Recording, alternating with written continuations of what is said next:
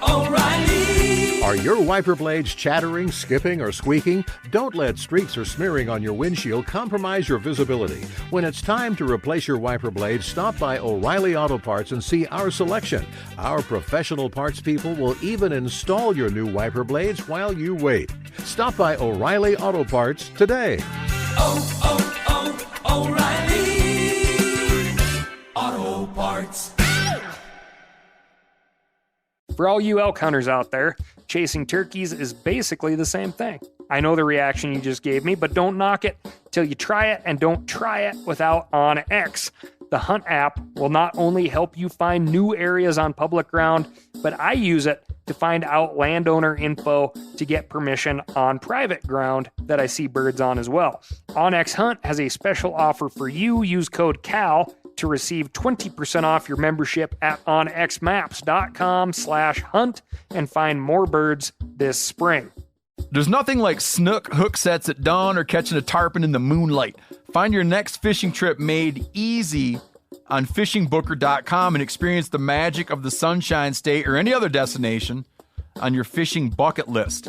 Book a blue water adventure in search of sailfish or go snapper fishing with the kids.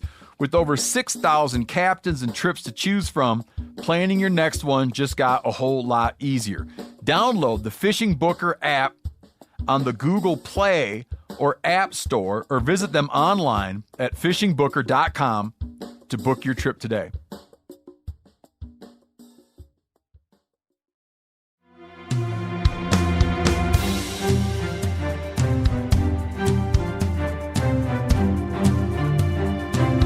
From MeatEater's World News Headquarters in Bozeman, Montana, this is Cal's Week in Review with Ryan Cal Callahan. Now, here's Cal. Longtime listeners to the podcast are likely aware of my opinions about cats. For all you new listeners, it's pretty simple. I don't much care for them. This isn't really a dog person versus cat person debate, though I would certainly put myself into the dog person camp on that one. My beef with cats has more to do with their demonstrated negative impact on wildlife, especially birds and small mammals. According to a study published back in 2013 in the journal Nature, free-ranging domestic cats kill an estimated 4 billion birds each year and 22 billion mammals worldwide. That's billion with a B. Additionally, the International Union for the Conservation of Nature directly links outdoor cats to the extinction of 33 species worldwide. Not trying to fuel the fire of paranoia here, but aside from the common knowledge that cats carry diseases like toxoplasmosis to humans, they also carry rabies into Disney World, the happiest place on Earth. Aw, shucks! Okay, remember that part of Epcot was on rabies alert for 60 days in 2019 after a cat that scratched 2 employees tested positive for the 99% fatal disease. There was a documentary on one person that survived. I mean, it's considered 100% fatal. Now, I know I've already covered all this, but a newer study published last November in the Journal of Forensic Science suggests another aspect of cat behavior that's even more disturbing than those numbers I just read. Turns out, cats will eat something far creepier than songbirds and bunnies, people, as in you and me. Assuming, that is, that we're already dead and a cat happens upon our corpses. Colorado Mesa University's Forensic Investigation Research Station is what's more commonly known as a body farm, meaning they do experiments to better understand what happens to corpses as they decompose. Dark as this may sound, these studies help law enforcement, coroners, and medical examiners understand what happens to the body as it decomposes, if it's natural or not natural, which is valuable information. Anyway, some researchers going over security camera footage at the facility found that 2 feral cats, likely residents of a nearby landfill, were slipping through holes in the fence and, eating people. Once the researchers noted this, they began to intentionally observe the animals and record their behavior. Interestingly, again in a macabre kind of way, the cats seemed choosy about who they ate. During the period of the study, each cat selected only 1 body out of the 40 at the facility at the time, both of which were recently deceased and returned to them night after night. 1 kitty for 35 nights straight. They seem to lose interest in the bodies once they reached a stage called moist decomposition. Doesn't that sound nice? Cats are not known as scavengers. They're predators, which is why they take such a toll on small wildlife. But apparently, they're willing to break from their natural inclinations when it comes to the right human remains. Just one more in the many reasons that I ask all you cat owners out there to keep your cats indoors. Not only will they kill native fauna, they might also be eating something far more disgusting, then coming home and, delivering unto you through a thorough licking with their creepy sandpaper tongues, something that, you just could never have guessed. Tongues, which are covered in tiny barbs called papillae. That's what produces that sandpapery feeling.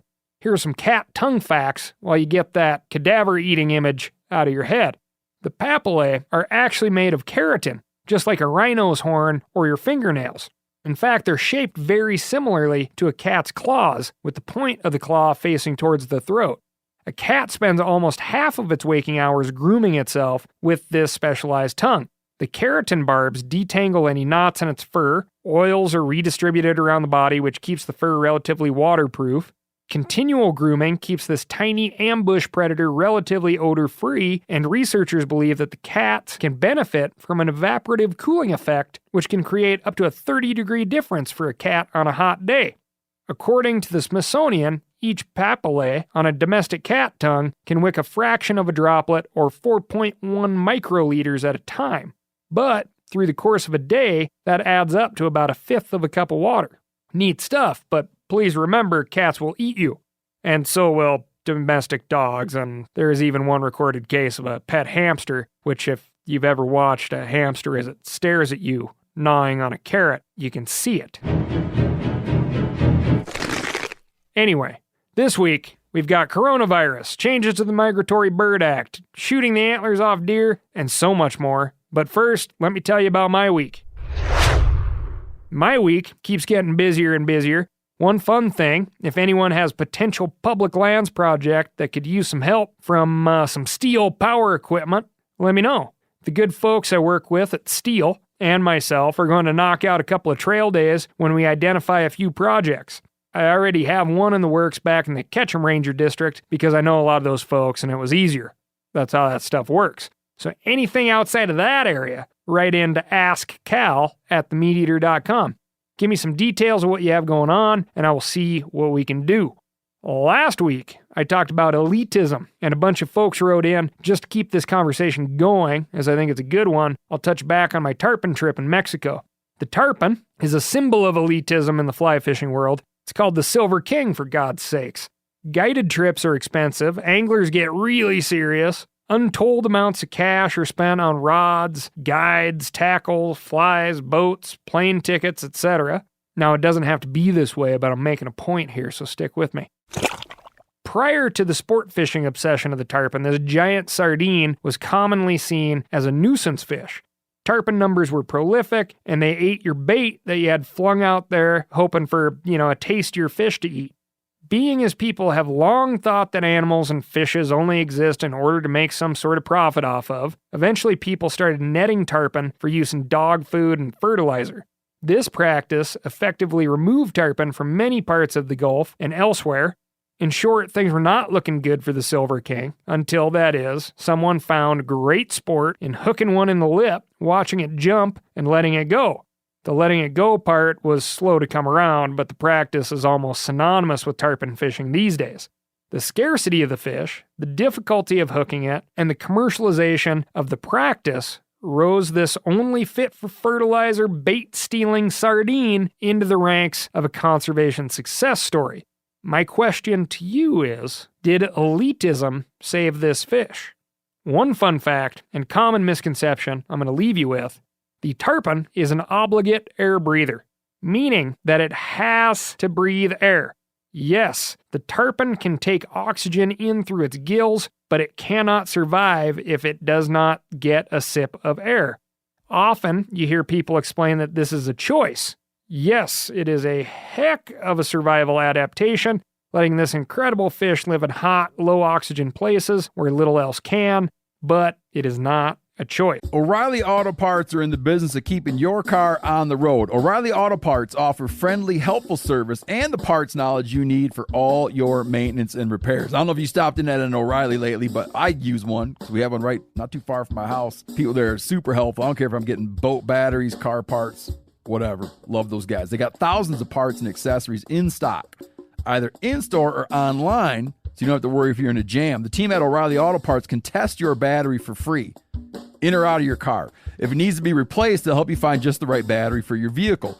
If you need your windshield wipers replaced, a brake light fixed, quick service, they'll help you find the right part or point you to the nearest local repair shop for help. Whether you are a car aficionado or an auto novice, you will find the employees at O'Reilly Auto Parts to be knowledgeable, helpful, and best of all, friendly. The professional parts people at O'Reilly Auto Parts are your one-stop shop for all things do-it-yourself auto. You can find what you need in-store or online. Stop by O'Reilly Auto Parts today or visit us at O'ReillyAuto.com/meateater. That's O'ReillyAuto.com/meateater. For all you elk hunters out there, chasing turkeys is basically the same thing. I know the reaction you just gave me, but don't knock it till you try it, and don't try it without OnX.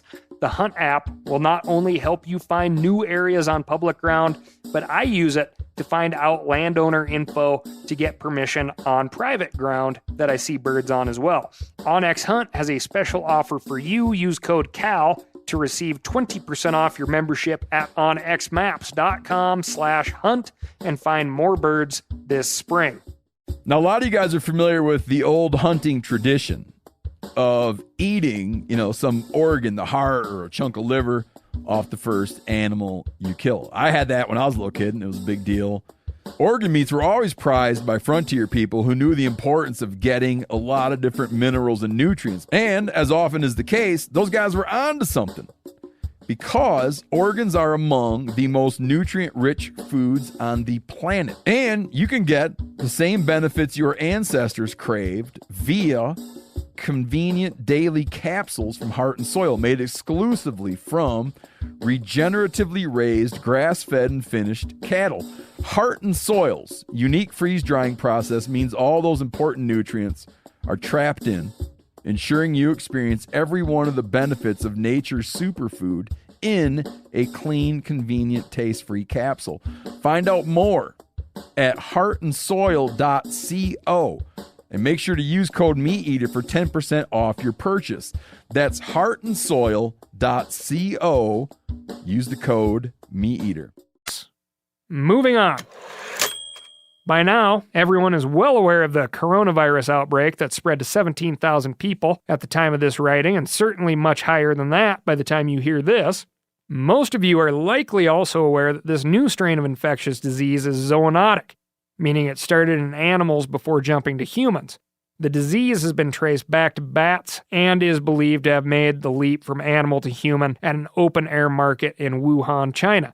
Though no one can say for sure which animal actually gave the virus to a person, China has now enacted a temporary ban on the sale of wildlife to contain the spread and prevent further transmission, similar to what they did in 2003 in the wake of the SARS outbreak, which was also a zoonotic virus.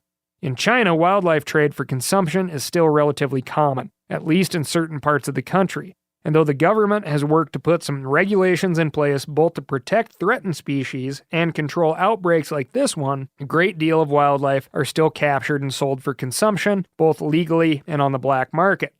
Some of you might be wondering, hey Cal, isn't this kind of a problem for you and the lifestyle you promote? I mean, if eating wild animals can lead to massive global pandemics, shouldn't you reconsider this whole deal of getting people into harvesting and cooking their own wild meat? Yeah. Well, good questions, and the answer is no. But let me explain. First, I don't advocate for eating all wildlife. I advocate for the outdoors and being in it. I advocate for understanding those of us who choose to partake in hunting as both a funding mechanism and management tool. What is happening in these markets is not management. It is not thought out. It is wholesale resource destruction. Second, I'm a big fan of people harvesting their own wild meat, processing it, cooking it, and enjoying the hell out of it, but I do not support selling wildlife. Market hunting nearly wiped out some of my favorite game species here in North America at the end of the 19th century, especially waterfowl, but also deer, elk, and moose, which I also think are quite tasty. Point is, we should not have wildlife markets like this one where coronavirus initially made the spread to humans. According to some reporting in National Geographic, those markets are cauldrons of contagion.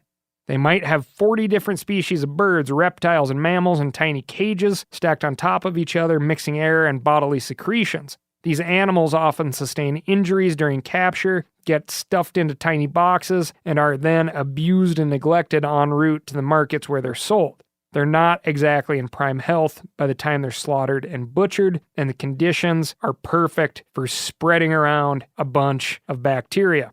My point is, there's a huge difference between going out and killing a wild animal in its natural habitat for food, not profit, and buying one from a market that's been subjected to who knows what kind of treatment and viral exposure.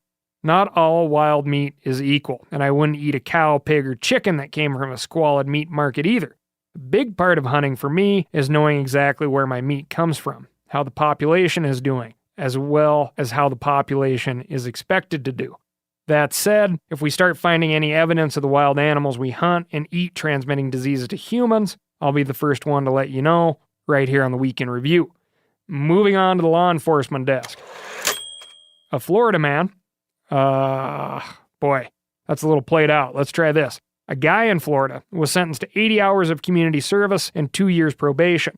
He was also fined $2,000 after pleading guilty to killing an endangered species. The 38-year-old Jacksonville resident used a power saw to cut off the rostrum of a 12 to 14-foot small-toothed sawfish.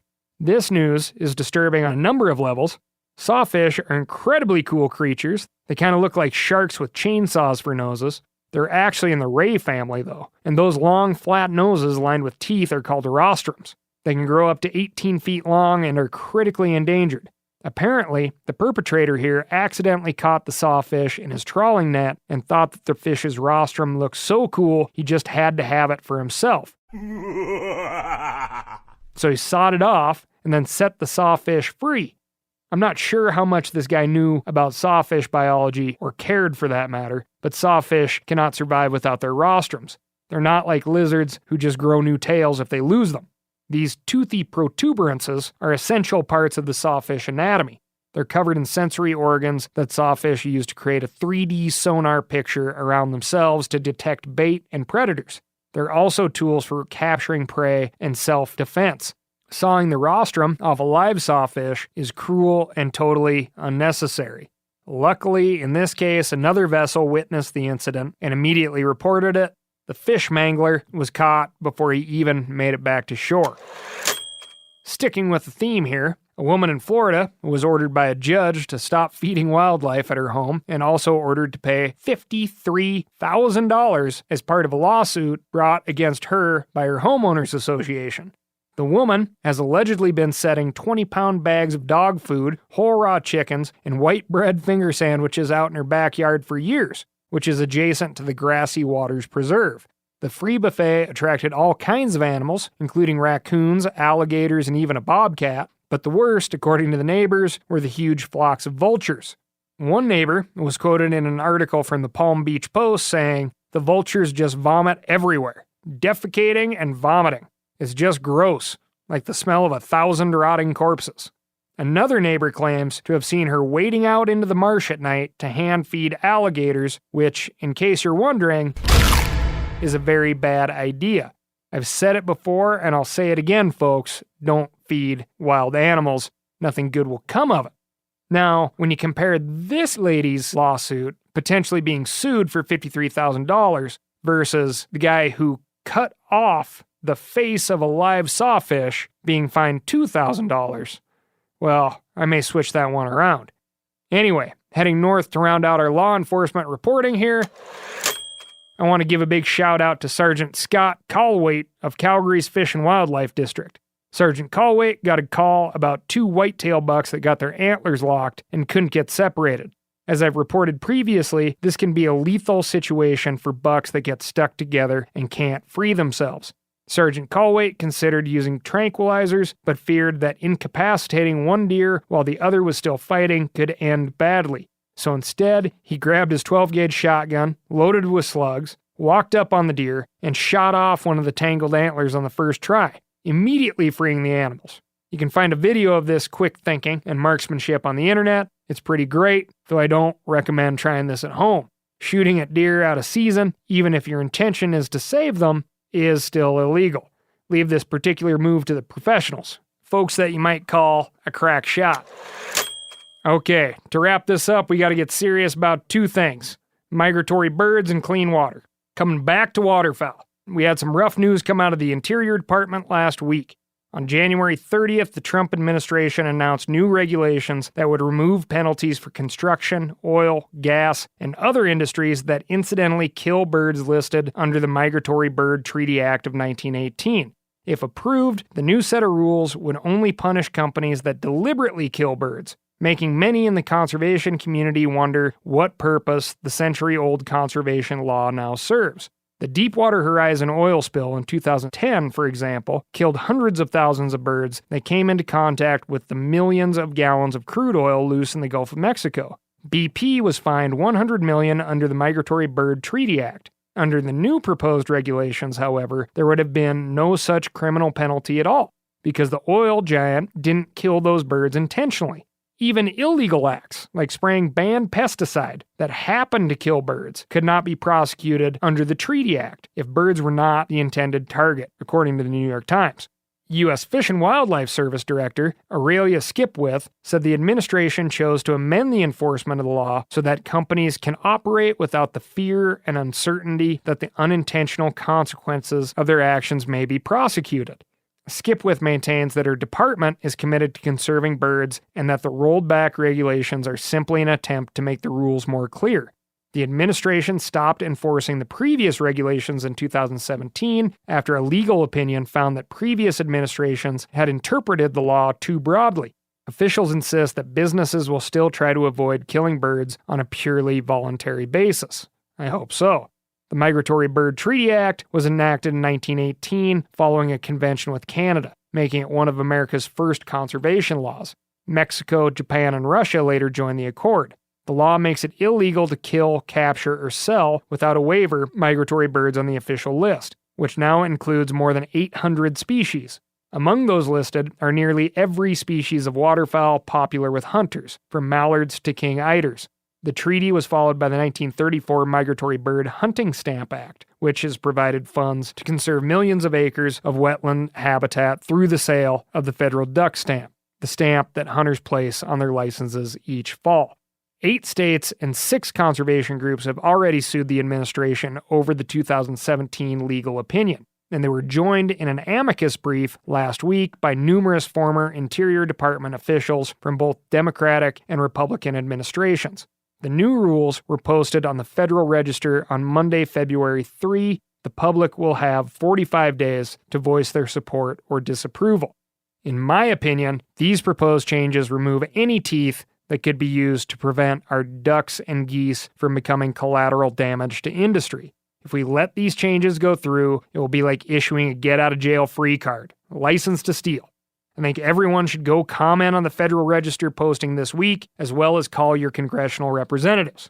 Now, if you feel like there's a lot of negative news coming out right now regarding environmental protections, you're right. To be fair, the Trump administration has done some good by hunters and anglers when it comes to access and representation, but they made a lot of promises to industry about deregulation. To be clear, I'm not condemning capitalism, industry, or self-determination here. I'm a huge fan of personal liberty and believe that, generally, you should be able to do what you want in your own home and on your own property so long as you're not hurting anyone else. But we all have to respect the law, especially the law of gravity. Water, along with everything else, flows downhill, sometimes even if you can't see it. You may remember back in September when we talked about the EPA proposing changes to how the Clean Water Act is enforced. Well, those rules that we talked about went into effect last week. One story comes to mind. I was attending the TRCP Western Media Summit in Fort Collins, Colorado, about this time, 4 years ago. Donald Trump Jr. was stumping for his dad, our president, and on this subject of clean water, he told a story about how they have a family friend with a cabin in Colorado. And because of the Clean Water Act, their family friend couldn't even build a new road through wetlands that aren't even wet on their own property. That was something they would like to see change. Well, here we are. As other so-called developed nations increasingly speak of clean water as the next big commodity, we're making changes to the Clean Water Act of 1972, an act many argue as among the most famous and important environmental laws in our nation's history to fix somebody's road issue. These changes aren't about clean water, they aren't about wildlife. Please call your congressional representative on this one, and remember what that big fella Doug Duren always says, something particularly true when it comes to water that, again, even when it's not visible, tends to flow. It's not ours, it's just our turn.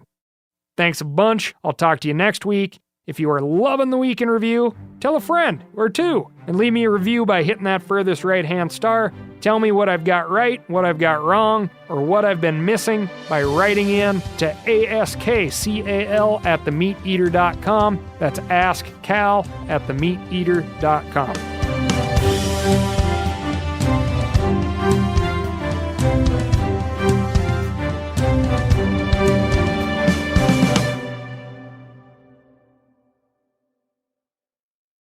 I'm sure a lot of you guys remember the old ceremonial hunting tradition of eating the heart out of the first animal you kill. Meat from those organs are among the most nutrient-rich foods on the planet. You can get those same benefits your ancestors craved via convenient daily capsules from Heart and Soil. Find out more at heartandsoil.co. And remember, use code MeatEater for 10% off your purchase. Outdoor adventure won't wait for engine problems. Things like hard starts, rough performance, and lost fuel economy are often caused by fuel gum and varnish buildup. Seafoam can help your engine run better and last longer. Simply pour a can in your gas tank. Hunters and anglers rely on Seafoam to keep their engines running the way it should the entire season. Pick up a can of Seafoam today at your local auto parts store or visit seafoamworks.com to learn more. That's seafoamworks.com to learn more.